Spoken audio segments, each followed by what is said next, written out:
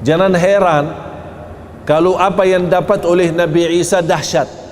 Terima wahyu dia masih anak bayi, terima kitab Injil, menjadi nabi dia masih anak bayi, itu biasa. Mengapa? Karena terwujud ciptaan Nabi Isa dari awal memang dahsyat. Apalagi habis itu. Kalau awalnya memang dahsyat kun fayakun, apalagi selanjutnya pasti akan jauh lebih mudah bagi Allah Subhanahu wa ta'ala. Bapak Ibu, mantapkan akidahmu. Beliau tidak berkata aku Isa anak Maryam, tapi dia berkata inni Abdullah, aku hamba Allah. Dan Allah sudah kekalkan kata itu di masa Nabi Isa waktu itu sampai hari kiamat, tidak boleh ada orang rubah. أعوذ بالله من الشيطان الرجيم. قال إني عبد الله آتاني الكتاب وجعلني نبيا وجعلني مباركا أينما كنت وأوصاني بالصلاة والزكاة ما دمت حيا وبرا بوالدتي ولم يجعلني جبارا شقيا والسلام علي يوم ولدت ويوم أموت ويوم أبعث حيا ذلك عيسى بن مريم قول الحق الذي فيه يمترون ما كان لله أن يتخذ من ولد سبحانه ما كان لله أن يتخذ من ولد سبحانه إذا قضى أمرا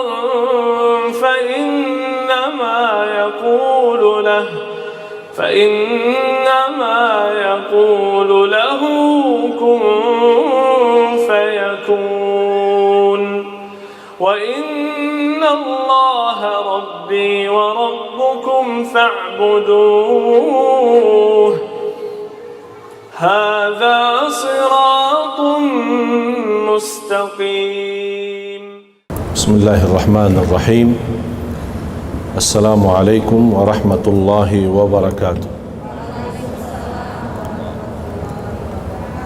الحمد لله رب العالمين، وأشهد أن لا إله إلا الله وحده لا شريك له ولي الصالحين، وأشهد أن سيدنا ونبينا محمدا عبد الله ورسوله الصادق الأمين. اللهم صل وسلم وبارك على سيدنا محمد وعلى آله وصحبه ومن تبعهم بإحسان إلى يوم الدين. سبحانك لا علم لنا إلا ما علمتنا إنك أنت العليم الحكيم.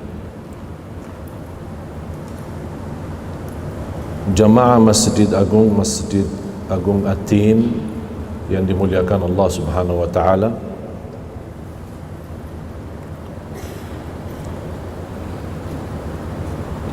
Saya tadi bertanya sama panitia apa tema, mereka menjawab bebas.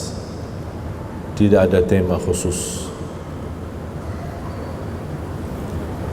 Cuma saya ingin sampaikan hal yang sering saya ditanya oleh jamaah.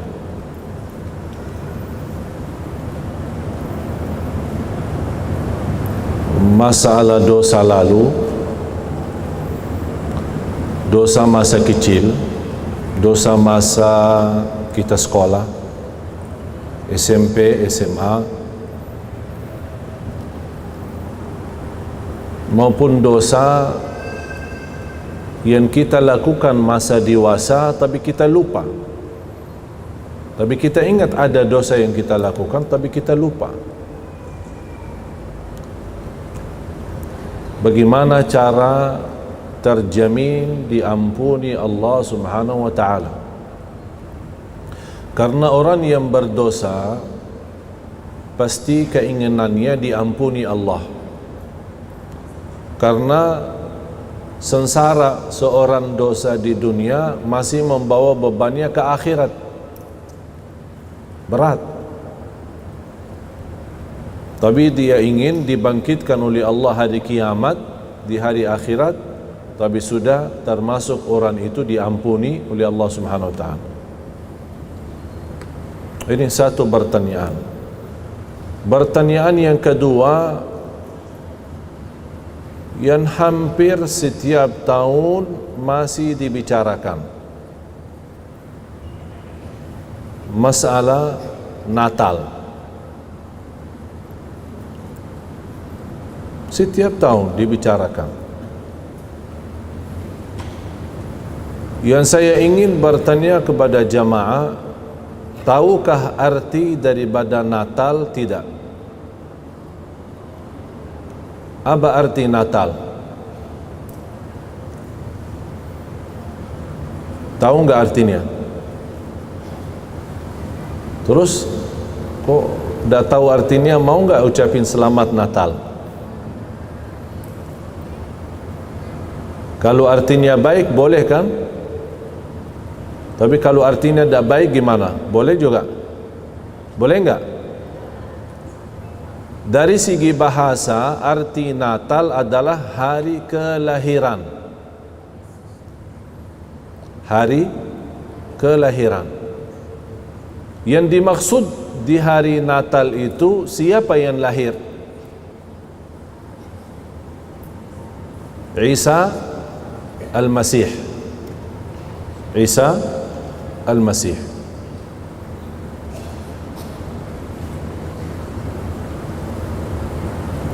Jamaah sekalian, tahukah tidak ada bukti dalam Quran? Tidak usah bicara Quran, karena Quran milik umat Islam. Tahukah dalam Injil tidak ada bukti kelahiran Nabi Isa atau Yesus yang biasa dinamakan tanggal 25 Desember? Tahukah tidak ada bukti? Tidak ada bukti. Tapi subhanallah yang ada, dan ini menjadi pelajaran untuk kita semua,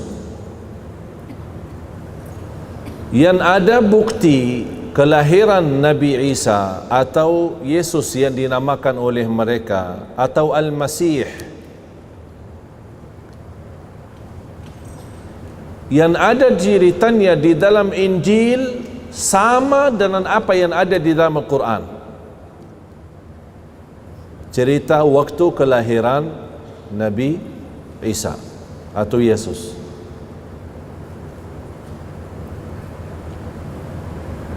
Jamaah sekalian, pernah enggak baca surah Maryam? Pernah enggak baca surah Maryam? Coba kita gali surah Maryam ya. Yang bawa Quran terjemahan atau Ustaz, tolong bantu.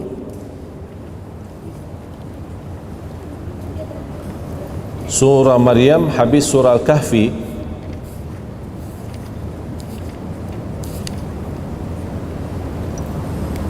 Surah Maryam surah 19, terdiri dengan 98 ayat.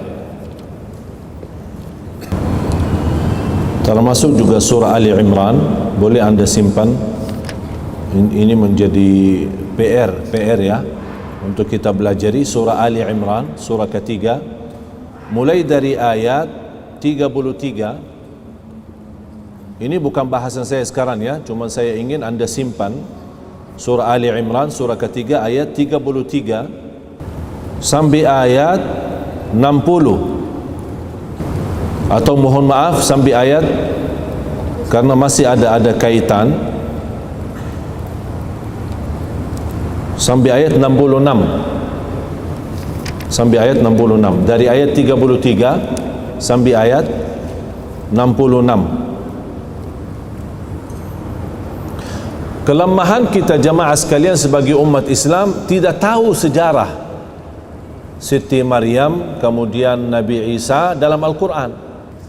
Dan salah satu ayat yang juga ada di dalam Injil,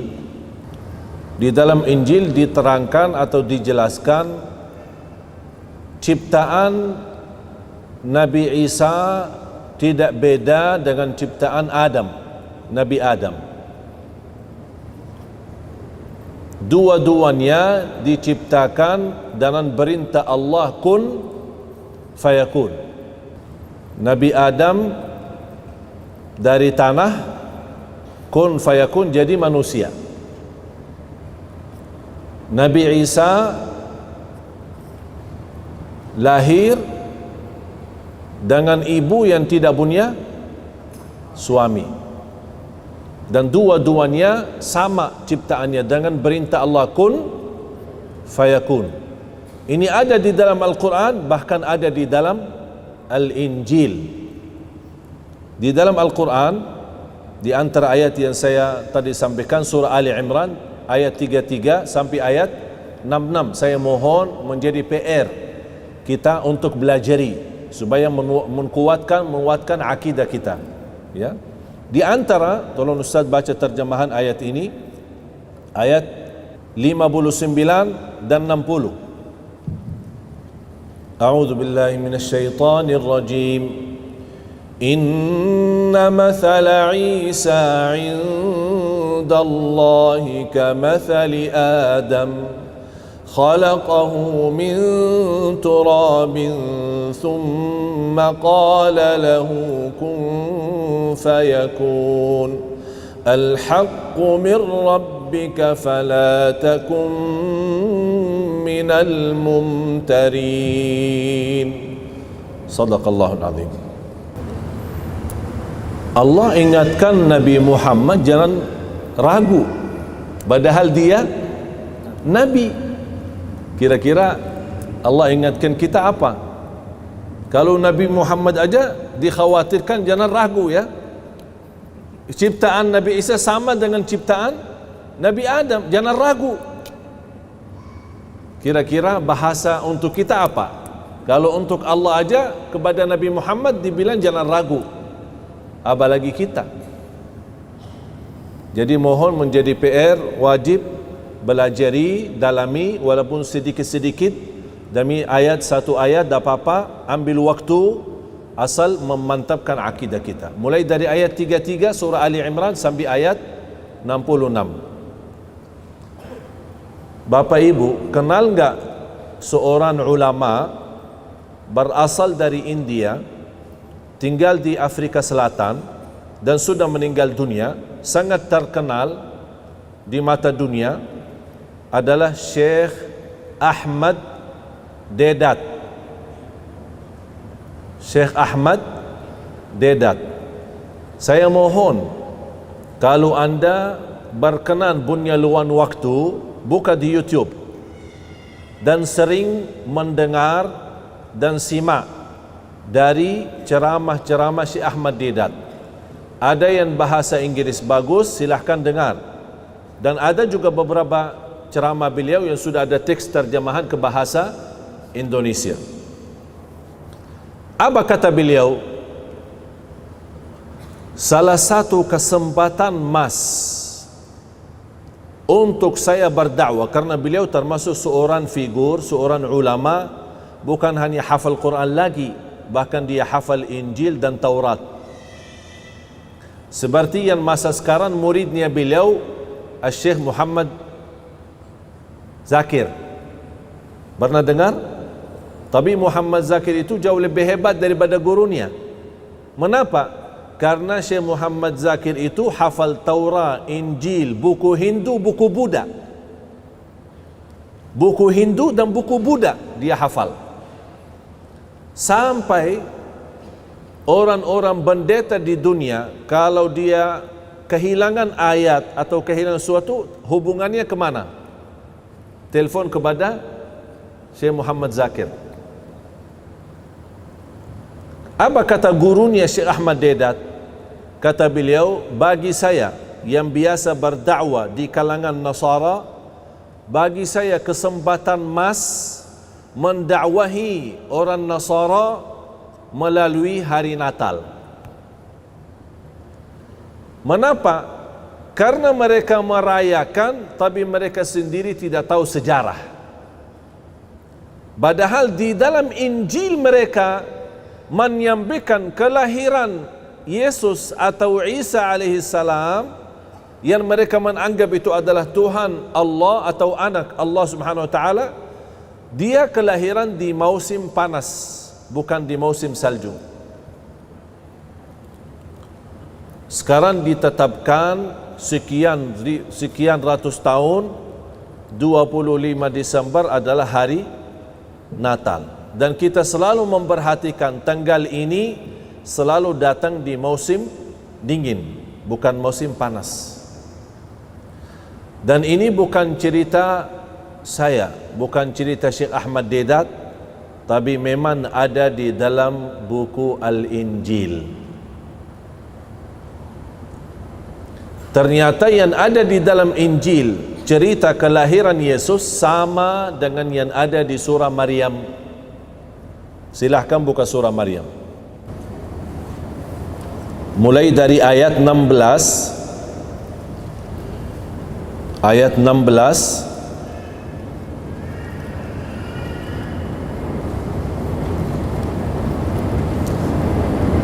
sampai ayat 38.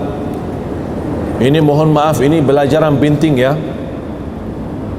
Karena saya tadi tanya panitia ada tema, dia bilang bebas. Saya jujur saja tidak tahu mau bahas apa. Pas saya duduk terfikir ini. Baru saya duduk saya terfikir ini, ayat ini. Jadi saya ingin menyampaikan supaya untuk meyakinkan, kalau Allah saja berkata kepada Nabi Muhammad jangan ragu. Sekarang saya ingin diri saya dan anda sekalian meyakinkan akidah kita, akidah yang benar. Supaya apa? Supaya kalimat syahadat kita jangan jadi sia-sia. Jangan nanti di ujung hayat kita ingin mati husnul khatimah malah tidak bisa ucapkan kalimat syahadat. Berat. Hati-hati. Akidah itu sumber modal. Kalau akidah tidak ada, kehabisan akidah, kehilangan akidah, na'udzubillah, rugi dunia akhirat. Rugi kesehatan tidak apa-apa, rugi harta tidak apa-apa, tapi rugi iman bahaya. Mulai dari ayat 16 sampai ayat 38. Saya tidak akan bahas semuanya, tapi saya ingin anda juga kembali belajar. Saya akan bahas sesuai waktu yang kami sempatkan, dan insyaAllah sisanya anda bisa belajar. Sangat mudah sebenarnya untuk mengenal akidah yang benar, tidak susah. Karena kita setiap hari meminta petunjuk dari Allah lewat salat fardu, bahkan lewat sunnah qabliyah ba'diyah, ihdinas siratal mustaqim. Kita setiap hari minta petunjuk kepada jalan yang lurus. Dan ini petunjuk salah satunya pemudahan dan jalan yang lurus dalam hal akidah, supaya kita tidak tertipu dalam akidah kita. Akidah tidak ada tawar-menawar walaupun sama orang tua. Islam membolehkan berbakti baik sama orang tua yang non-muslim. Kalau orang tua kita non-muslim dan kita sudah masuk Islam, Islam tidak melarang kita tetap bersama mereka. Islam tidak melarang kita bersahabat baik dengan mereka. Islam tidak melarang kita tetap melayani baik dan melayani ikhlas sama mereka. Tapi satu Islam melarang, kalau mereka menawarkan kembali bersyirik kepada Allah, kata Allah jangan taati mereka. Tapi selebihnya jadilah teman yang baik untuk mereka. Begitu adilnya Islam. Karena tetap walaupun orang tua, walaupun mereka non muslim, masih punya hak karena mereka sebagai orang tua. Dan itu tidak ada selain di dalam ajaran Islam. Cuba kita sama-sama belajar. Sudah buka ayat Al-Quran? A'udzu billahi minasyaitonir rajim. Bismillahirrahmanirrahim.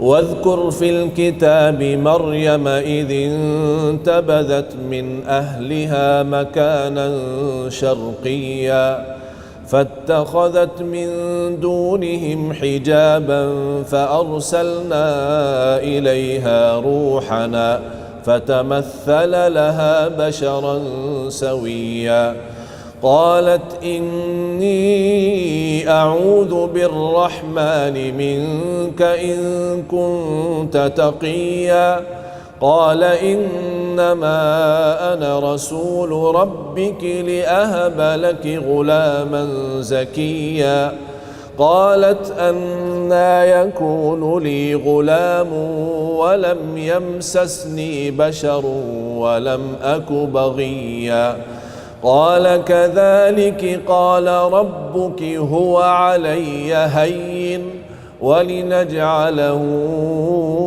آية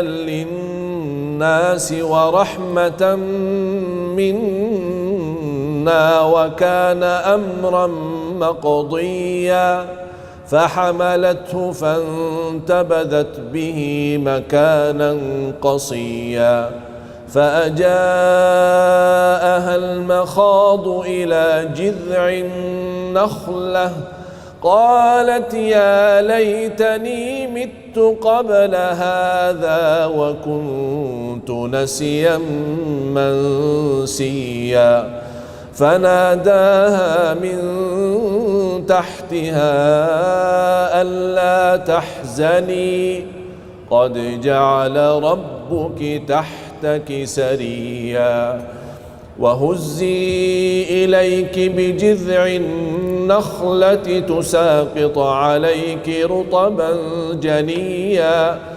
فكلي واشربي وقري عينا فإما ترين من البشر أحدا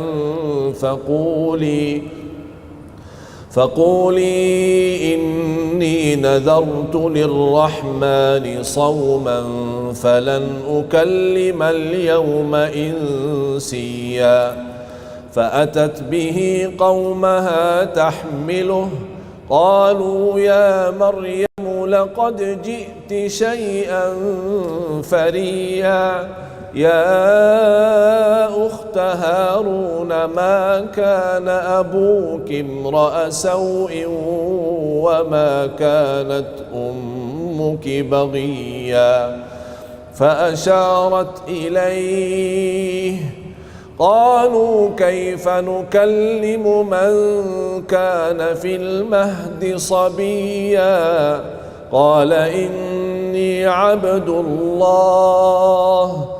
قال إني عبد الله آتاني الكتاب وجعلني نبيا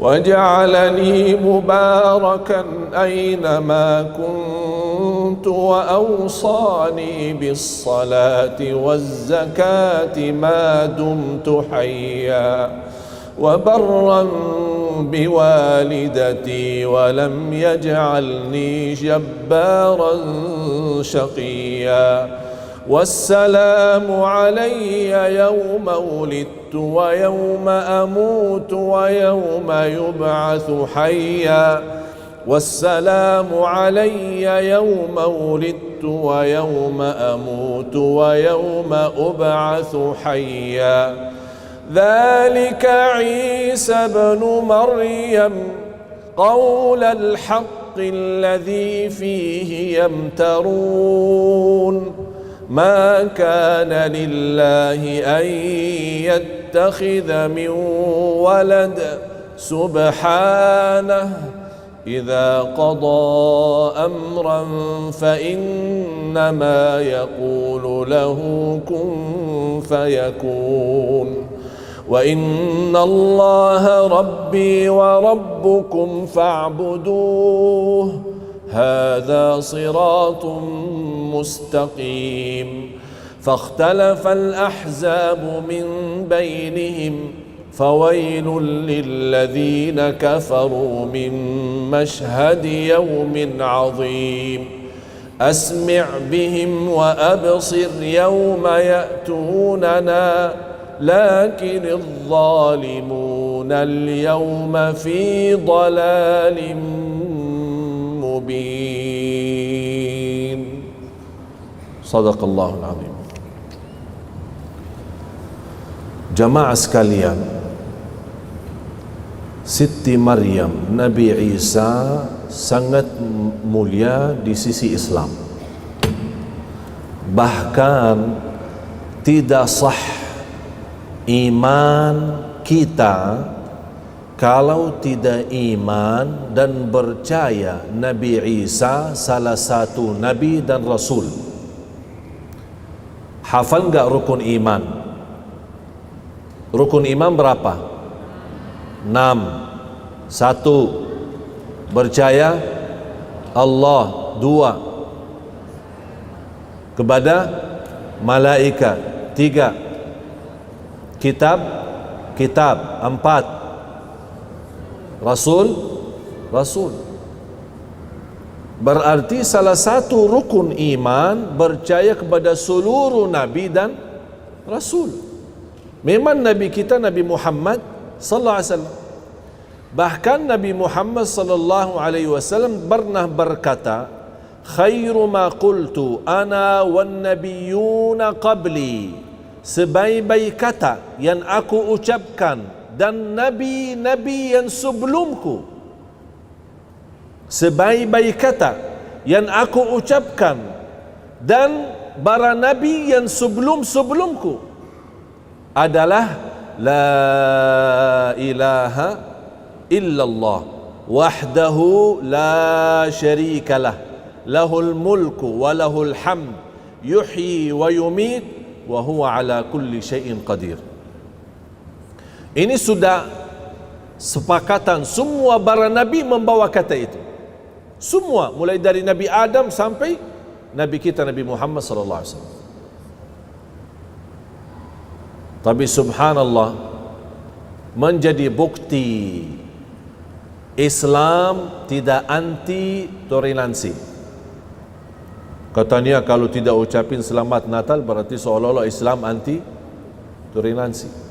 Tidak mau, tidak diterima, beda pendapat, macam-macam alasan. Islam keras, Islam teroris, Islam apa macam-macam. Eksklusif ya, macam-macam alasannya.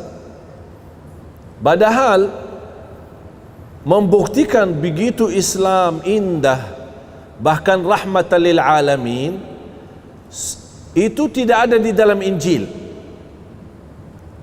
Mereka kan membanggakan dan memuliakan Siti Maryam dan memuliakan Yesus Isa Al-Masih sebagai kadang sebagai Tuhan, kadang anak Tuhan, macam-macam. Tapi tidak ada di dalam Injil jamaah sekalian satu surah yang membawa nama Maryam atau membawa nama Isa.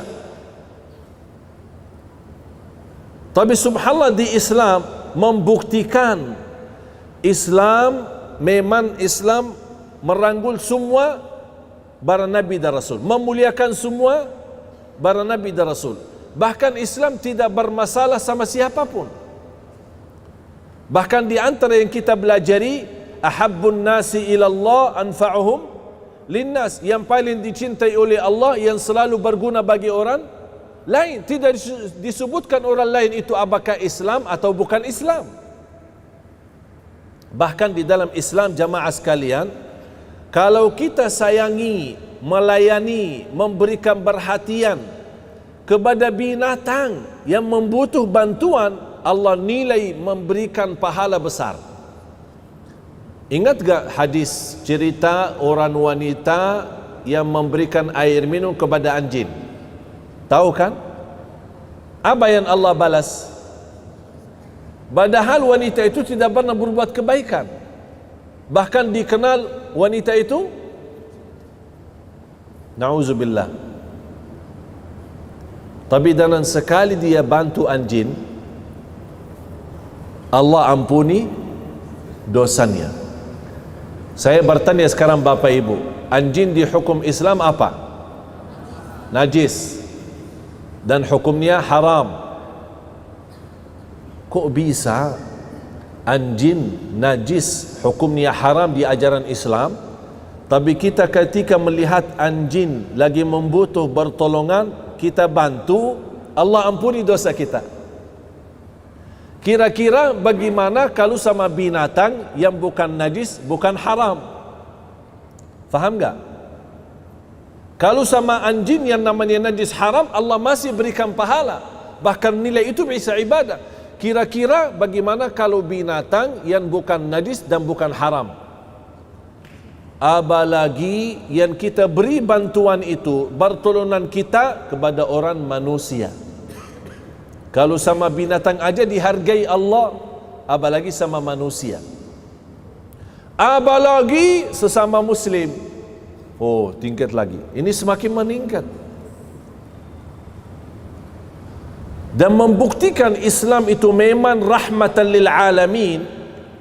Tidak ada di dalam Al-Quran yang isinya 114 surah, tidak ada satu surah atas nama istri Rasul. Ada enggak atas nama istri Nabi Muhammad? Istri Nabi Muhammad siapa namanya? Siti Khadijah. Anaknya laki maupun perempuan semuanya dari Siti Khadijah. Tapi subhanallah, tidak ada. Malah yang ada di dalam Al-Quran satu surah lengkap dari awal sampai akhir, sampai jumlah ayatnya 98 ayat, bernama Siti Maryam.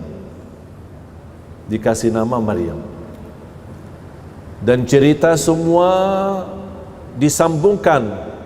Bapak Ibu, cerita yang ada di surah Ali Imran, sudah tulis enggak tadi? Surah Ali Imran, sambungkan cerita surah Ali Imran sama cerita yang ada di surah Maryam. Karena asal cerita Siti Maryam dulu, sebelum cerita Nabi Isa. Siti Maryam dulu. Bahkan di surah Ali Imran cerita orang tuanya Siti Maryam. Inna Allah astafa Adam wa Nuhan wa ala Imran wa ala Ibrahim ala alamin. Allah ceritakan dulu keluarganya Siti Maryam, baru kemudian cerita Siti Maryam ini siapa, bagaimana keadaannya, bagaimana ibadahnya, bagaimana ikhlasannya, bagaimana Allah memberikan rezeki yang istimewa luar biasa. Terus langsung dikaitkan kepada cerita yang sambung di surah Maryam. InsyaAllah Bapak Ibu, kalau anda yakini dan dalami hayati cerita surah Ali Imran sama cerita yang ada di surah Maryam, insyaAllah sempurna akidah kita, kuat, tidak akan diragukan. Coba saya minta satu, Ustaz mohon di surah Ali Imran, bacakan aja terjemahan surah Ali Imran ayat 36 dan 37. Tapi jangan lupa ya, tulis mulai dari ayat 33 surah Ali Imran, itu menjadi PR ya. 33 sampai ayat 66 ya. Sudah tulis ya, dari 33 sampai ayat 66. Tapi hanya sebentar saja saya ingin sampaikan sebuah pesan, mudah-mudahan anda bisa mengerti dan bisa memahami untuk menguatkan akidah kita. Bagaimana keadaan Siti Maryam yang ada di surah Ali Imran ini? Tolong langsung terjemahan 36 sama 37. Bismillahirrahmanirrahim. Maka ketika ibunya Maryam melahirkan beliau, dia berkata, "Ya Tuhanku, aku telah melahirkan seorang putri, anak perempuan. Padahal Allah lebih tahu apa yang dia lahirkan. Dan laki-laki tidak sama dengan perempuan. Dan aku memberinya nama Maryam. Dan aku mohon perlindunganmu untuknya dan anak cucunya dari gangguan setan yang..." Subhanallah.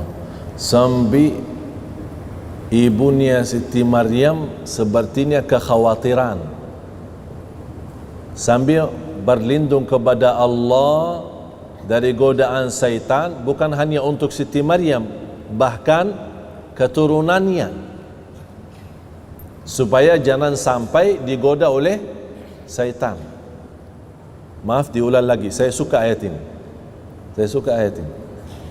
Dan boleh menjadi doa kita, jamaah sekalian. Kalau ibu-ibu sedang hamil mau melahirkan, ketika mau melahirkan, boleh, ya Allah, lindungilah aku dan anakku dan keturunan anakku dari godaan syaitan.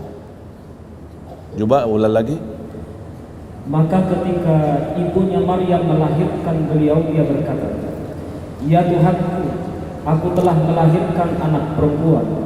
Padahal Allah lebih tahu apa yang dia lahirkan.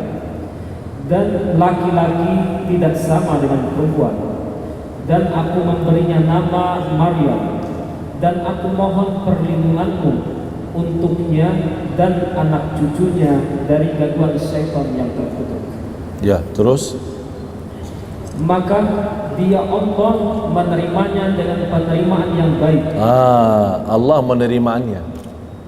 Berarti Allah terima anaknya Siti Maryam ini, diterima keadaannya, bahkan diterima doanya.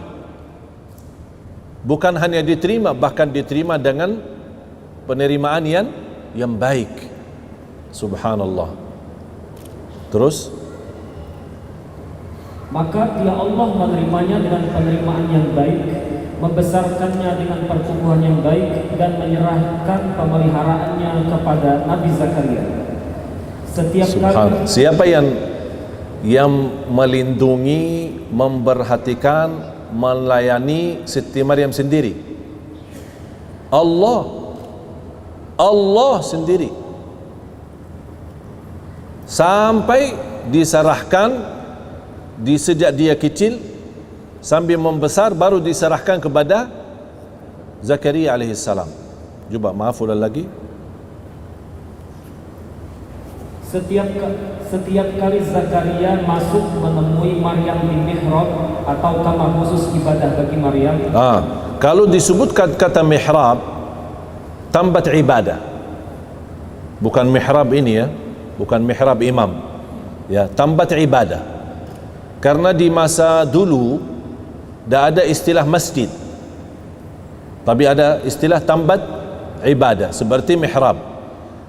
Ketika Nabi Zakaria menjadi penanggung jawab terhadap Siti Maryam, dia selalu bertemu atau kunjungi ke Siti Maryam, ingin melihat keadaan silaturrahim kah, atau melihat apa dia butuh apa, atau perlu bantuan.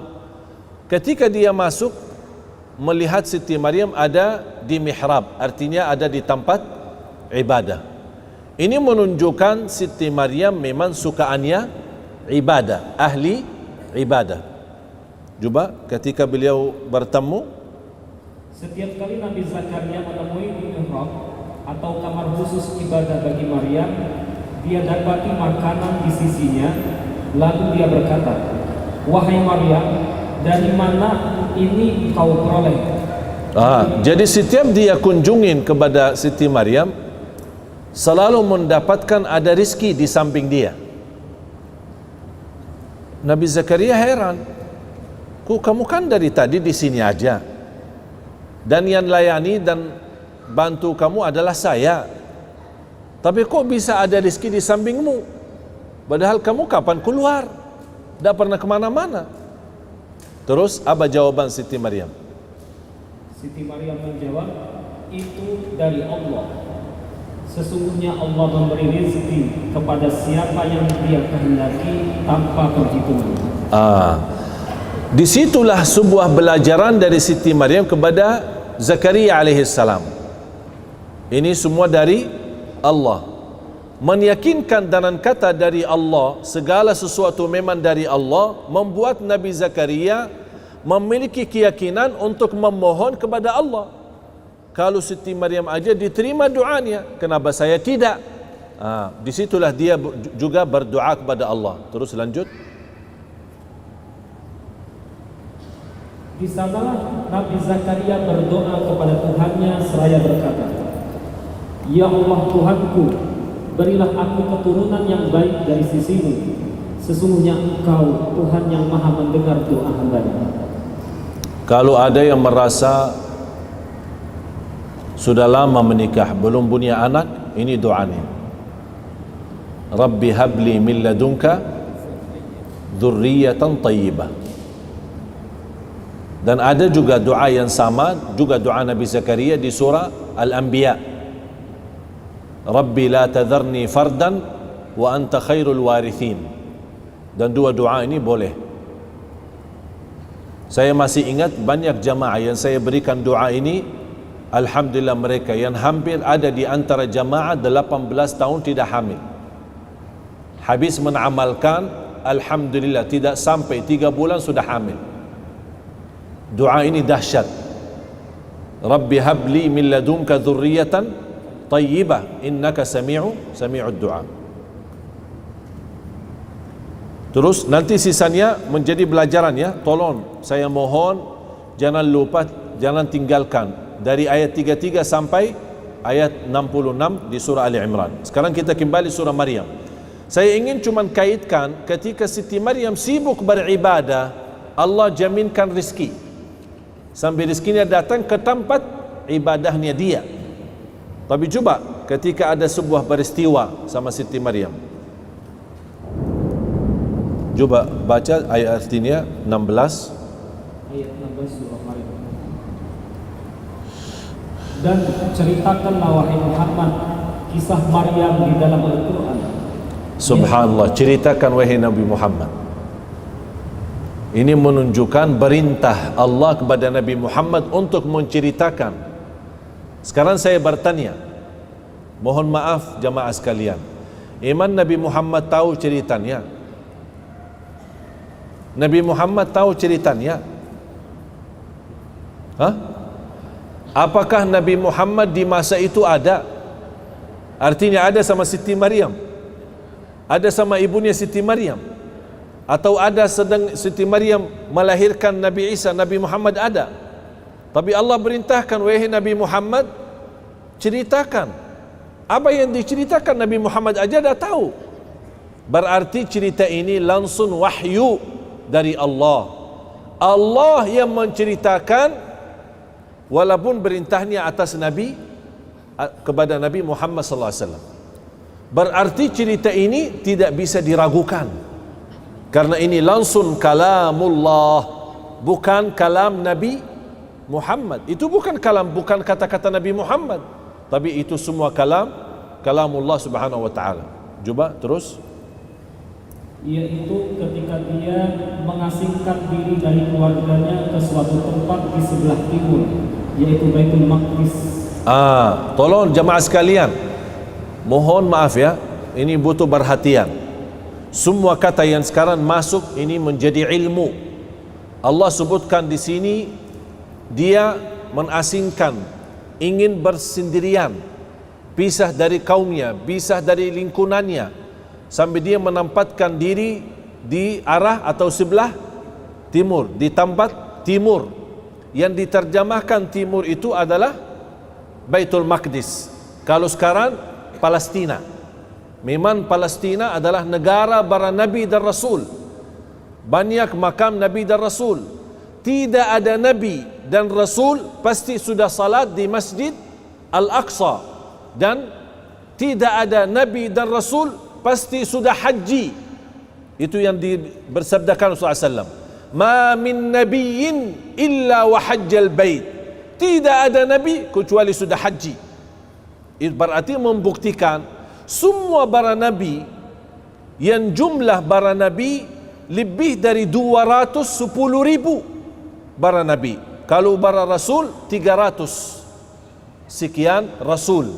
Berarti ada nabi, ada rasul. Total jumlahnya 212 atau 200,000 dan 300 nabi dan rasul. Ini jumlah mereka, dan semua sudah di Masjidil Haram di Makkah dan juga di Masjidil Aqsa. Dan Allah juga dengan kun fayakun kumpulkan mereka semua ketika masa Isra dan Mi'raj. Ketika Nabi Muhammad naik Buraq, sebuah binatang dari Makkah menuju Masjidil Aqsa, baru naik ke langit menuju ke Masjidil Aqsa di waktu yang sangat cepat, dan di situ beliau menimami semua para nabi dan rasul sallallahu alaihi wasallam. Coba terus. Lalu dia memasang tabir yang melindungi dirinya dari mereka. Lalu kami mengutus roh kami Jibril kepadanya, maka dia menampakkan diri di hadapan Maryam dalam bentuk manusia yang sempurna. Dalam bentuk manusia, supaya Siti Maryam tidak terkejut. Karena kalau terlihat malaikat Jibril, aslinya malaikat Jibril, pasti akan terkejut. Apalagi dia bersendirian, pisahkan diri dari kaumnya, dari lingkungannya. Dia di tempat sendirian. Oleh kerana itu Allah turunkan malaikat Jibril dalam bentuk manusia supaya bisa menyampaikan pesan-pesan Allah kepada Siti Maryam. Kalau malaikat Jibril aslinya 600 sayap. 600 sayap. Kata Rasulullah, kalau Allah izinkan malaikat Jibril buka satu sayap, bukan 600, hanya buka satu sayap, kata Rasulullah, matahari akan tertutup. Matahari akan tertutup. Ini baru satu, bukan 600. Begitu dahsyat makhluk Allah, begitu luar biasa makhluk Allah, tapi mereka semua masih di bawah kekuasaan Allah, hamba Allah subhanahu wa ta'ala. Terus Dia Maryam berkata seraya berdoa, sungguh aku berlindung kepada Tuhan yang Maha Pengasih terhadapmu, jika engkau orang yang bertakwa. ya, Dia Jibril berkata, sesungguhnya aku hanyalah utusan Tuhanmu untuk menyampaikan anugerah kepadamu, seorang anak laki-laki yang suci. laki-laki yang suci. Ini masih dialog ya, antara Jibril sama malaikat Jibril sama Siti Maryam. Tapi coba bayangkan bagaimana perasaan Siti Maryam di saat itu. Karena ini wahyu. Ini wahyu. Memberikan berita gembira, anugerah dari Allah mendapatkan anak yang suci. Terus Dia Maryam berkata, bagaimana mungkin aku mempunyai anak laki-laki, padahal tidak pernah ada seorang laki pun yang menyentuhku, dan aku bukanlah seorang pezina. Subhanallah, berat. Wajar Siti Maryam walaupun Nabi, sebagai Nabi dan anaknya Nabi, semua dari keluarga Nabi, tetap masih manusia, punya perasaan. Saya tidak pernah disentuh oleh laki-laki, artinya tidak pernah nikah, dan di luar nikah pun tidak pernah, artinya berbuat zina. Bagaimana kok bisa terbayang saya boleh dapat anak? Ini ujian. Oleh karena itu, seberat-berat ujian yang dihadapi oleh manusia adalah para nabi dan rasul. Kira-kira mohon maaf, kalau ada yang nawarkan ibu-ibu seperti ini, perasaannya gimana? Ada yang datang, ibu, saya kasih obat, ibu langsung bisa hamil, tapi ibu aja belum nikah, diterima enggak? belum nikah. Pasti risikonya muncul fikiran kita akan difitnah. Saya aja belum nikah, dah pernah sama laki-laki di luar nikah. Alhamdulillah saya menjaga kehormatan diri saya, kok malah tiba-tiba bisa hamil. Nanti kata orang apa? Betul nggak? Bagaimana kira-kira keadaan Siti Maryam sendiri? Langsung begitu muncul perasaan manusia, dan itu perasaan manusiawi dan perasaan yang wajar. Bagaimana saya boleh dapat laki-laki tapi saya tidak pernah disentuh oleh orang laki-laki? Kalau nikah dan di luar nikah pun saya tidak pernah berbuat zina. Apa jawaban malaikat Jibril? Jibril menjawab, demikianlah Tuhanmu telah berfirman, hal itu mudah bagiku, dan agar kami... Sekarang saya bertanya, hal itu mudah. Mengapa Allah berkata hal itu mudah? Bapak ibu akan fahami hal ini mudah kalau anda ikut kembali kepada belajar surah Ali Imran. Kalau Nabi Isa diciptakan oleh Allah tanpa ayah, tapi masih ada ibu, mana kira-kira yang lebih sulit? Diciptakan Adam tanpa ayah dan ibu, atau menciptakan manusia dan adanya ibu? Mana yang lebih sulit? Adam kan? Adam jauh lebih sulit karena Adam tidak punya ayah, tidak punya ibu. Kalau Nabi Isa masih punya ibu. Disitulah Allah gambarkan, huwa alayya hayyin, itu mudah. Kamu punya anak itu mudah. Bahkan lebih dahsyat lagi, aku ciptakan Adam tanpa ayah dan ibu. Berarti yang fantas kalau boleh selain Allah jadi Tuhan, yang fantas siapa? Yang fantas siapa? Adam, bukan Isa. Dan di dalam Injil mereka meyakinkan Nabi Adam adalah ciptaan kekuasaan Allah.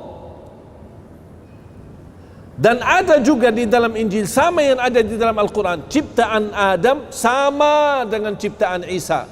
Ciptaan Isa sama dengan ciptaan Allah, kun fayakun. Faham jemaah sekalian? Faham? Betul faham ini? Karena saya ingin begitu anda keluar, tidak ada ragu-ragu. Allah bilang aja kepada Nabi Muhammad, jangan ragu. Dan saya sampaikan kepada anda sekalian, jangan ragu-ragu.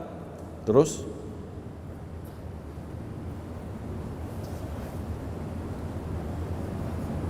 hal itu mudah bagiku, firman Allah mengatakan, dan agar kami menjadikannya suatu tanda kebesaran Allah bagi manusia. Allahu Akbar. Kita hanya mampu bilang subhanallah. Itu hanya kemampuan Allah saja. Tidak ada siapapun selain Allah yang mampu. Itu Allah jadikan tanda kebesaran Allah. Terus, dan sebagai rahmat dari Allah SWT. Dan hal itu adalah suatu urusan yang sudah diputuskan. Urusan yang sudah, berarti tak ada tawar-menawar. Jadi seolah-olah ini perintah kepada Siti Maryam, udah, dah usah banyak bicara, selesai. Ini keputusan sudah selesai. Kamu punya anak yang suci, udah selesai urusan. Tidak ada perubahan. Ya, sekarang Allah menarahkan bagaimana supaya dia mampu menghadapi perkataan orang, fitnah-fitnah orang. Itu sekarang tugasnya. Coba terus. Maka dia Maryam mengandung, lalu dia mengasingkan diri dengan kandungannya itu ke tempat yang jauh. Ya, malu, takut. Dia sudah percaya malaikat Jibril, percaya Allah, dan dia meyakini Allah. Dia tidak meragukan perintah Allah. Tapi bagaimana manusia ini? Manusia pasti aneh-aneh. Mohon maaf, kita aja di lingkungan aneh-aneh. Apalagi zaman sekarang. Apalagi di zaman yang kita lihat, na'udzubillah, macam-macam fitnah. Begitu Siti Maryam sudah menjadi dalam perintah kun fayakun hamil, dia memposisikan memindahkan diri ke tempat yang jauh, karena membutuhkan waktu supaya penjiwaannya siap menghadapi perkataan orang. Terus kemudian rasa sakit akan melahirkan, memaksanya bersandar pada pangkal pohon kurma. Pangkal pohon kurma. Mohon maaf jamaah sekalian, apa kelebihan Allah ceritakan Siti Maryam saat mau melahirkan bersandar kepada pohon kurma? Kan bisa singkat saja kesimpulan, dia Siti Maryam merasa sakit saat melahirkan, udah selesai. Mengapa ada urusan pohon kurma? Apa urusan pohon kurma? Bisa jadi kan, kalau bahasa sederhana, Siti Maryam saat melahirkan merasa sakit, itu kan cerita sudah jelas. Wajar wanita saat melahirkan pasti sakit, kan manusia ada rasa sakit. Allah juga ceritakan Siti Maryam pun merasa sakit saat melahirkan. Tapi kenapa Allah tambah kata dia dekat dengan bersandar dengan pohon kurma? Apa? Di sini nanti ada jawabannya, ada di ayat lanjut. Tolong diperhatikan. Terus Lalu dia Maryam berkata, wahai, betapa baiknya aku mati sebelum ini, dan aku menjadi orang yang tidak diperhatikan dan dilupakan. Subhanallah. Masih awal-awalnya Siti Maryam mampu terima, tapi begitu sudah melahirkan dan rasa sakitnya, dia sepertinya merasa beban difitnahin orang. Lebih baik aku lupa dan mereka melupakan aku. Lebih baik aku mati daripada menghadapi pernyataan itu. Tapi subhanallah, apa yang terjadi setelah itu? Supaya menenangkan hati. Coba lanjut. Lalu Jibril berseru kepada Maryam dari tempat yang rendah, janganlah engkau bersedih hati. Sesungguhnya Tuhanmu telah menjadikan anak sungai di bawahmu. Subhanallah. Allahu Akbar. Memang luar biasa. Allah tidak pernah tinggalkan urusan hamba. Kalau Allah sudah urusi kita, jamaah sekalian jangan ragukan, yakini tidak ada yang buruk datang dari Allah. Yang buruk memang dari dosa-dosa kita. Yakini walaupun masih di pandangan mata ujian itu buruk, tapi hakikatnya itu baik. Karena dengan ujian yang kita hadapi diampuni segala dosa, dinaikkan darajat, bahkan menjadi orang terpuji di sisi Allah. Berarti baik, walaupun pandangannya masih melihat buruk. Bagi Siti Maryam itu ujian dan bahkan dia ingin mati. Tapi Allah menenangkan hatinya dengan berkata hal-hal yang baik, jangan khawatir, kami tidak akan tinggalkanmu. Terus dan Jibril juga berkata sambil berseru kepada Maryam, goyanglah pangkal kurma itu ke arahmu. Niscaya pohon itu akan menggugurkan buah kurma yang masak padamu. Sudah tahu alasannya ada cerita pohon kurma? Sekarang pertanyaan saya, pohon kurma bisa berbuah kapan?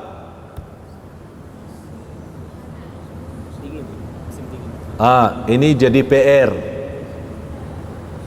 Buka di Google, buka di internet, ya.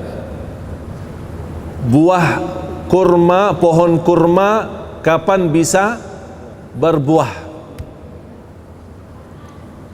Hanya satu musim, di musim panas. Kalau tidak musim panas, Oleh karena itu kota Madinah dan Makkah dikenal daerah panas. Walaupun ada beberapa bulan dingin. Sekarang seperti sekarang musim dingin ya. Pengaruhnya dari udara-udara yang cukup jauh dari utara, dari Turki, dari Jordan, dari mana-mana itu datang udara. Tapi kalau daerah asli Timur Tengah termasuk daerah Palestina memang dikenal musim panas. Bahkan kurma, pohon kurma itu tidak bisa berbuah selain di musim panas. Bahkan supaya kita yakini, ada orang berkata, saya ada pohon kurma yang bisa berbuah tapi di musim dingin, bukan di musim panas. Fahami dulu bahasa Al-Quran, jangan macam-macam dulu. Apa dalam Al-Quran? Dia berkata apa? Tolong dibaca lagi. Dan goyanglah pangkal pohon kurma itu ke arahmu, niscaya pohon itu akan menggugurkan buah kurma yang masak padamu. Pohon kurma yang masak padamu. Ini kemampuan bahasa Indonesia. Sayang sekali bahasa Indonesia tidak mampu menjelaskan arti itu. Kalau bahasa Indonesia kurma, kurma. Tapi kalau dalam bahasa Arab beda-beda. Ada rutab, ada balah, ada bizir, ada kurma, tamar. Berarti ada 4. Ada rutab, ada balah, ada bizir, ada tamar. Allah di sini sebutkan kata rutab, bukan tamar.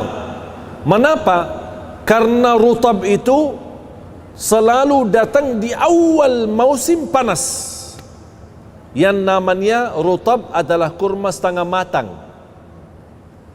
Kalau orang Indonesia sukaannya kurma setengah matang, katanya biar cepat hamil. Itu cerita-cerita yang jual di sana. Orang-orang dah tahu, orang dari Madura atau dari mana yang sudah lama tinggal di Madinah, Makkah, dia suka jual ke jamaah umrah atau jamaah haji. Ini beli kurma biar cepat hamil. Ini tidak ada hubungan sama hamil. Ya, ya mau beli aja. Tapi urusan sama hamil itu bukan urusan sama rutab. Ya cuman ini hanya untuk biar cepat laku barangnya. Ya, memang enak. Rutab itu enak. Rutab yang setengah matang. Bentuknya dia separuh hitam, separuh kuning.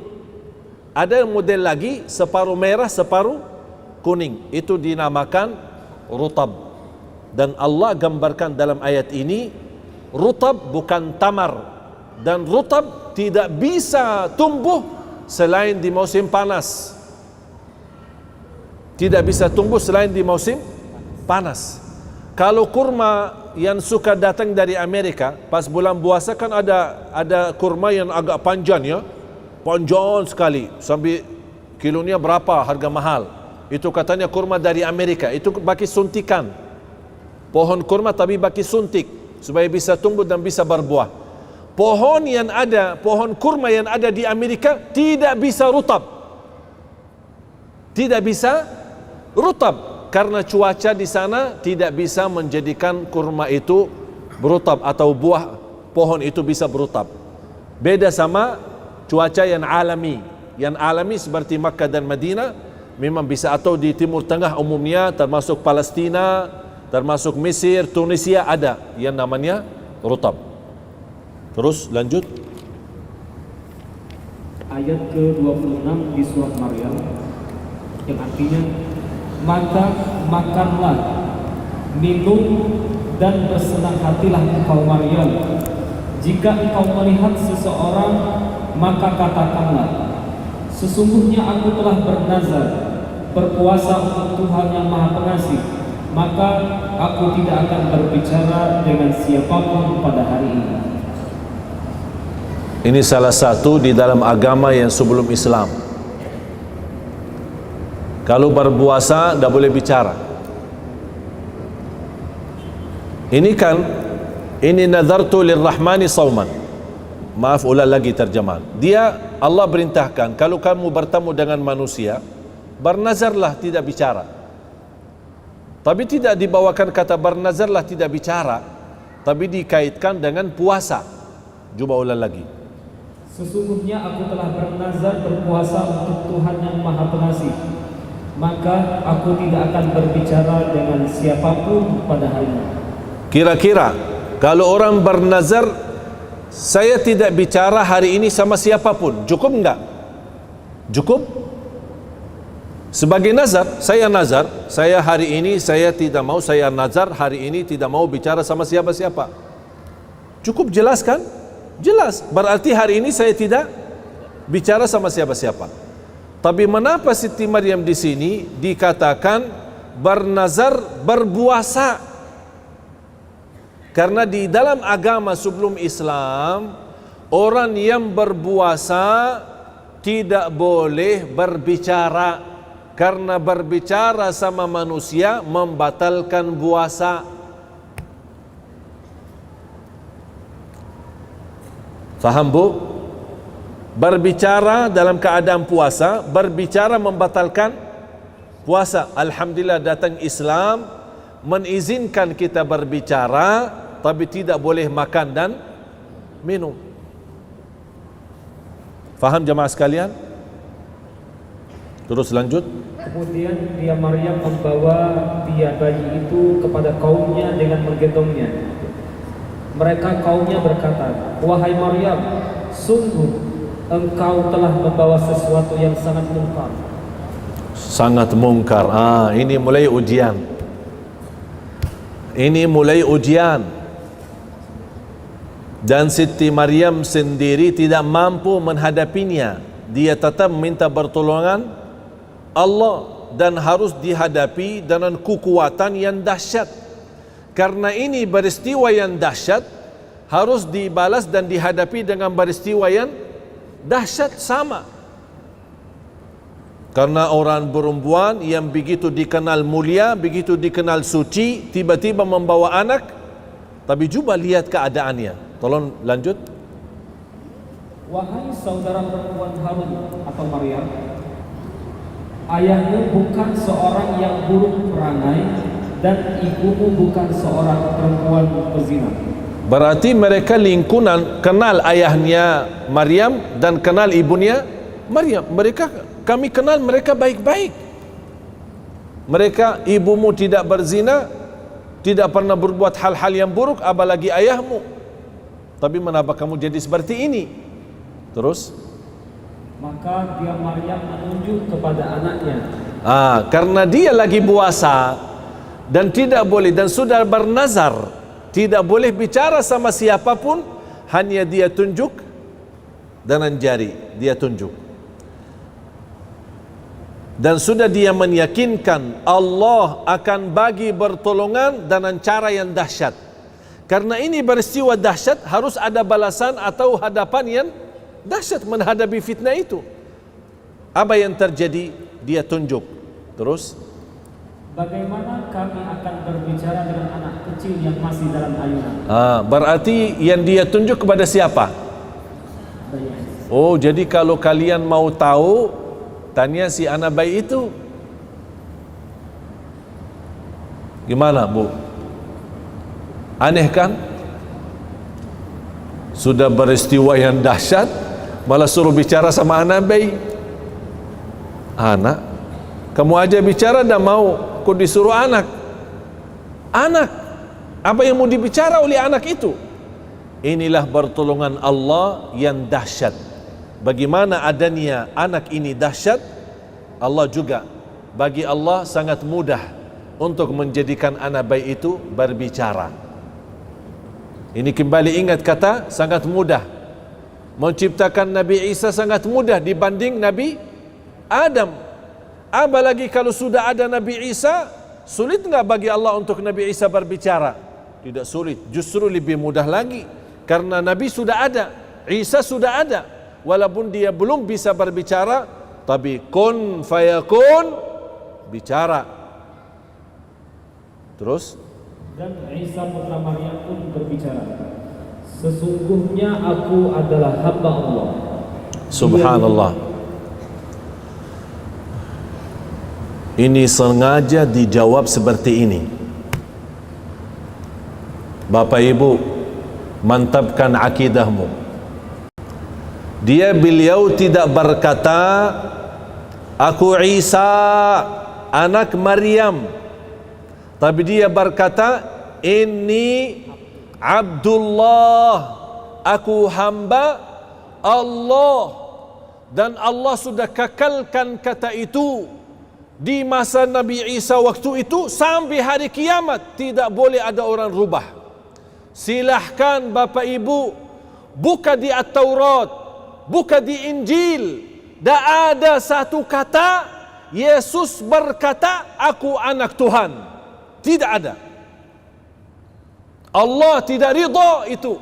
Tidak ada satu kata Yesus sendiri berkata aku anak Tuhan atau saya Tuhan. Tidak ada. Tapi yang lain bicara, pendeta bicara anak Tuhan atau Tuhan, atau yang menulis Injil itu dia berkata Tuhan, atau anak atau murid-muridnya berkata anak Tuhan. Tapi Isa sendiri tidak bisa dibuktikan. Dia berkata saya Tuhan atau anak Tuhan. Dan itulah yang disampaikan oleh Syekh Ahmad Didat kepada semua kelompok Nasara. Kalau memang kalian berani, bawakan satu kata di dalam Injilmu, tidak usah dalam Al-Quran, dalam kitabmu kalian, bawakan satu ayat atau satu kata Yesus berkata aku Tuhan atau aku anak Tuhan. Tak ada. Mengapa? Karena Allah kekalkan kata itu. Bahkan beliau tidak menjawab ketika Siti Maryam menunjukkan. Dia tidak berkata aku Isa, tapi dia berkata aku hamba Allah, inni Abdullah. Lanjut. Dia Isa berkata, sesungguhnya aku adalah hamba Allah. Dia memberiku kitab Injil dan menjadikan aku seorang nabi. Subhanallah. Ini masih anak kecil, masih anak bayi sudah terima wahyu. Dahsyat. Dahsyat. Jangan heran kalau apa yang dapat oleh Nabi Isa dahsyat. Terima wahyu dia masih anak bayi, terima kitab Injil, menjadi nabi dia masih anak bayi, itu biasa. Mengapa? Karena terwujud ciptaan Nabi Isa dari awal memang dahsyat. Apalagi habis itu. Kalau awalnya memang dahsyat kun fayakun, apalagi selanjutnya pasti akan jauh lebih mudah bagi Allah Subhanahu wa taala. Terus, dan Allah menjadikan aku seorang yang diberkahi di mana saja aku berada. Dia memerintahkan kepadaku melaksanakan sholat dan menunaikan zakat selama aku masih hidup. Dan dia memerintahkanku agar berbakti kepada ibuku, dan dia tidak menjadikan aku orang yang sombong lagi celaka. Dan kesejahteraan semoga dilimpahkan kepadaku pada hari kelahiranku, pada hari wafatku, dan pada hari aku dibangkitkan hidup kembali kelak. Itulah Isa putra Maryam. Ini kata siapa? Itu Isa putri. Di sini kata siapa? Kata Allah. Yang tadi kata aku hamba Allah itu Nabi Isa. Allah sampaikan cerita apa kata-kata Nabi Isa di saat itu. Tapi yang boleh sebutkan dirinya membawa nama aslinya bukan Nabi Isa sendiri.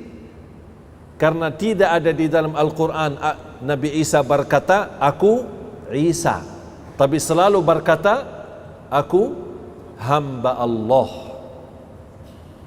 Bagaimana hamba Allah menjadi Tuhan? Ya, terus itulah Isa putra Maryam yang mengatakan perkataan yang benar yang mereka ragukan kebenarannya. Masalahnya, kalau mereka non-Muslim meragukan Nabi Isa Tuhan, anak Tuhan atau hamba Allah, itu alasan mereka, biar mereka punya alasan. Tapi yang aku heran, kebenaran itu diragukan oleh orang Muslim yang sudah sendiri membaca Qul huwallahu ahad Allahus samad lam yalid wa lam yulad wa lam yakul lahu kufuwan ahad. Semuanya hafal. Hafal enggak Qul hu? Hafal. Karena sunnah ba'diyah selalu Qul hu. Rakaat pertama Qul hu, rakaat kedua Qul hu lagi. Hafal, mudah, enak. Ayat yang begitu pendek, tapi subhanallah dari segi makna luas. Akidah. Ini akidah kita orang Muslim. Qul huwallahu ahad. Akidah. Bahkan mencintai surah ini terjamin kita dapat surga Allah. Bahkan Rasulullah SAW bersabda di hadis yang sahih, "Man qara'a qul huwallahu ahad fil yawmi wal layla 10 marratin banallahu lahu baitan fil jannah." Barang siapa yang membaca qul huwallahu ahad dalam sehari dan semalam 10 kali saja, dapat rumah dalam surga Allah Subhanahu wa taala. Bahkan ada seorang sahabat yang memang selalu suka baca ayat ini, surah Al-Ikhlas, Qul huwallahu ahad. Sambil jamaah heran, kok ini kamu suka aja baca Qul huwallahu ahad? Sambil lapor kepada Rasul, "Ya Rasulullah, ini imam kita, tapi selalu Qul huwallahu ahad mulu.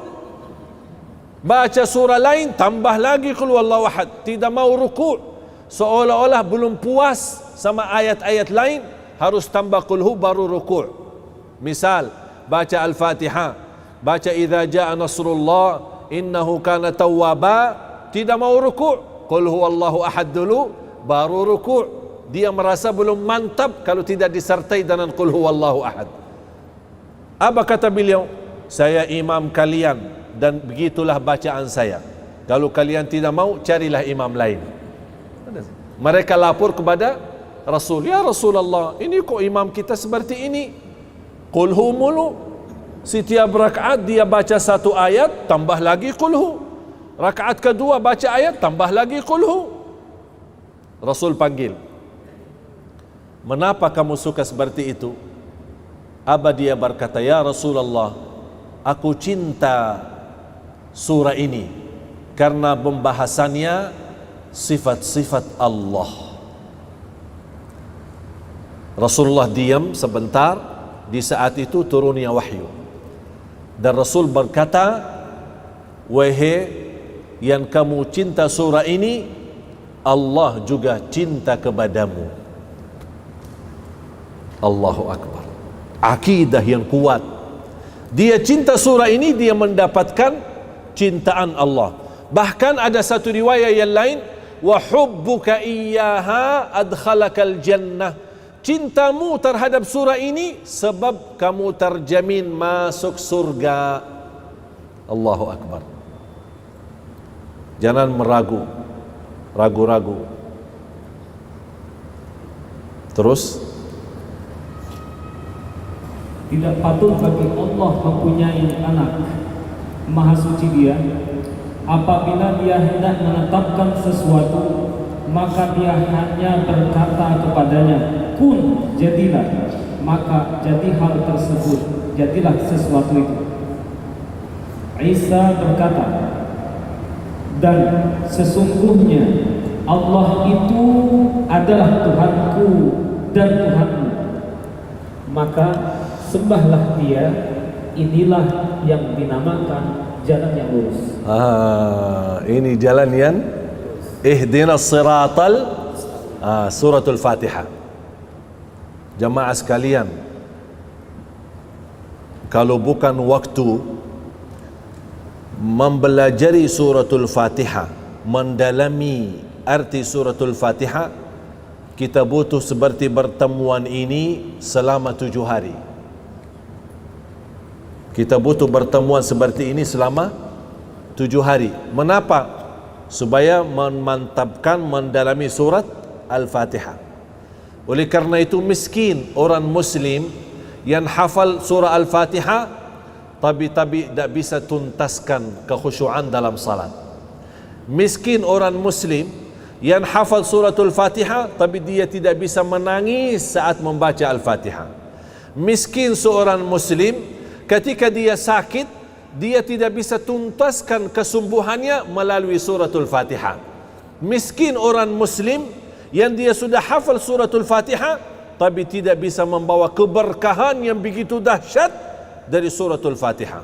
Karena mohon maaf, walaupun kita hafal suratul Fatihah, belum mampu menartikan maknanya, menhayati isinya. Padahal suratul Fatihah itu Ummul Quran. Bahkan dibandingkan Al-Fatihah, hanya Al-Fatihah sendiri persimbangannya sama dengan seluruh isi Al-Quran. Kata ulama, apapun isi Al-Quran sumbernya dari suratul Fatihah. Yang bisa fahami suratul Fatihah bakal mampu memahami isi kandungan Al-Quran 30 juz. Yang tidak mampu memahami Al-Fatihah susah untuk memahami isi kandungan Al-Quran.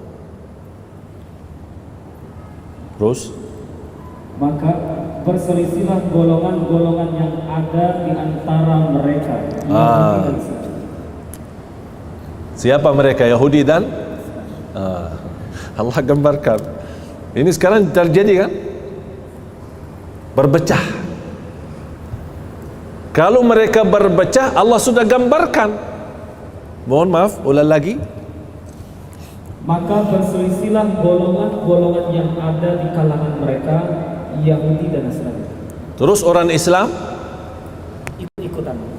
disebutkan enggak Islam? Disebutkan enggak Islam? Berarti Islam tidak ikut campur kan? Tapi kenapa sekarang umat Islam pecah belah? Ikut-ikutan bersama. Masalah Natal aja masih meragukan. Padahal Allah di sini sebutkan hanya Yahudi dan Nasrani. Biarkan saja mereka. Karena memang itu sifat mereka, tidak mau mengikuti kebenaran. Kenapa kok orang Islam yang ikut campur? Subhanallah, memang pesan-pesan Al-Quran luar biasa. Tapi mana orang Muslim yang sejati, yang memang bersedia membukakan hati sama Al-Quran ini? Tak ada satupun yang kita harapkan dari petunjuk dan hajat urusan dunia maupun akhirat, pasti sudah ada solusinya di dalam Al-Quran. Jamaah sekalian, mudah-mudahan bisa anda fahami. Ini pesan terakhir penutup ayat itu. Terus, maka celakalah orang-orang kafir yang pada waktu menyaksikan hari yang agung. celakalah bagi mereka nanti kalau sudah kebenaran menjadi nyata dan mereka nyesal kenapa tidak beriman. Ini bahasanya kepada siapa? Yahudi dan Nasrani. Tidak disebutkan kata orang Islam. Berarti orang Islam jangan ragu-ragu. Jangan ragu-ragu. Jangan fahami kesimpulannya. Jangan salah faham apapun yang saya sampaikan malam ini berarti kita orang yang keras sama Nasara atau keras sama non-Muslim. Tidak. Kita tetap memegang prinsip kita, prinsip Nabi Muhammad, bahkan sifat Nabi Muhammad. Wa ma arsalnaka illa rahmatan. Kita rahmat seluruh alam, manusia, beda agama, pohon-pohon, binatang-binatang, seluruh alam, seluruh ciptaan Allah harus merasakan kasih sayangnya kita. Kita tidak boleh dalam kekerasan. Ketika kita orang menzalimi kita atau menghina kita, kita bukan takut untuk membela diri, tapi kita memiliki ajaran tidak boleh balas dendam. Kita punya ajaran tidak boleh balas dengan keras. Kita punya ajaran tidak boleh lawan dengan kata-kata hina, tapi kita membalas dengan pemaaf, kasih sayang, rahmatan lil alamin. Ingat, balasan saya bukan karena saya takut, tapi karena saya ikuti ajaran agama saya, menjadi orang yang sejati, orang muslim yang membawa damai untuk seluruh manusia. Itu yang harus kita tetapkan. Faham jemaah sekalian? Tidak ada larangan berbisnis sama beda agama. Tidak ada larangan kita bergaulan dengan orang non-muslim. Tidak ada larangan kalau kita bersenang-senang jalan-jalan sama mereka. Tidak ada larangan kalau kita ikut bersama-sama atau undang mereka ke rumah. Kita bersilaturrahim. Ketika mereka lagi dalam keadaan susah, kita bantu mereka sesuai kemampuan. Itu semua tidak ada larangan. Satu yang dilarang, 1000 bebas, 1001 bebas, satu tidak bebas. Akidah. Kalau akidah jangan macam-macam. Silaturrahim merusak akidah? Tidak, silahkan silaturrahim. Hindu, Buddha, Nasara, Yahudi, musuh tidak dilarang, silahkan. Kita bawa contoh yang baik. Tapi bagaimana kalau mereka mengucapkan selamat pas hari raya Idul Fitri, hari raya Idul Adha, kita jawab apa? Terima kasih, sudah selesai. Tapi jangan anda merasa dah enak. Mereka kan suka ucapin selamat hari raya. Kenapa saya dah mau ucapin selamat untuk hari raya mereka?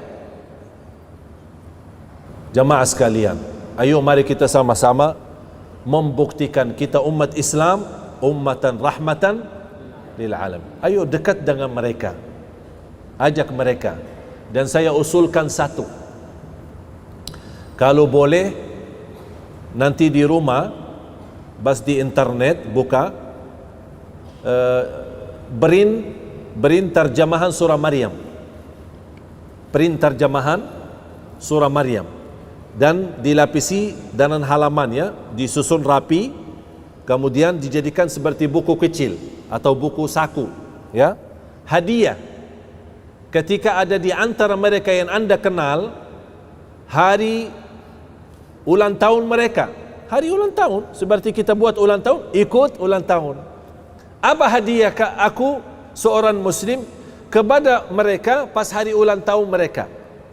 Saya hadiahkan surah Maryam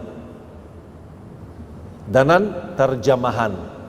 Ini mohon, saya minta mohon, ini hadiah untukmu, tolong dibacakan.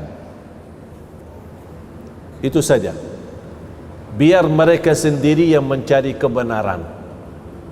Dan sampaikan kalau ada pesan surat di atas terjemahan surah Maryam, ada sebuah surat yang kita tulis, kami orang muslim cinta Siti Maryam, cinta Nabi Isa.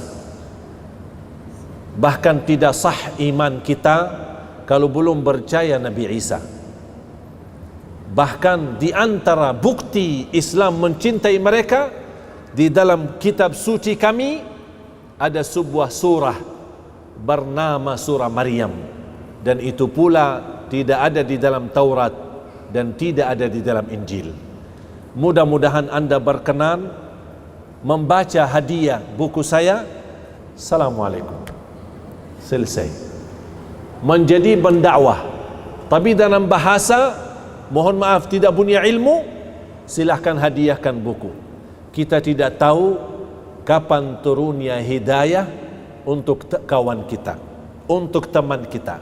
Punya kenalan orang barat, dan orang barat punya kelebihan suka baca. Silahkan email kalau anda punya email mereka, hadiahkan surah Maryam dalam terjemahan. Tapi jangan anda berkata ini dari kitab suci kami, tapi ini sebuah hadiah. Kalau dia baca, saya yakin yang suka baca dan teliti pasti bakal kirim email lagi atau mencari kita. Ini maaf, bukunya sangat bagus. Tak mungkin ada orang berkata Al-Quran tidak bagus. Tak bisa.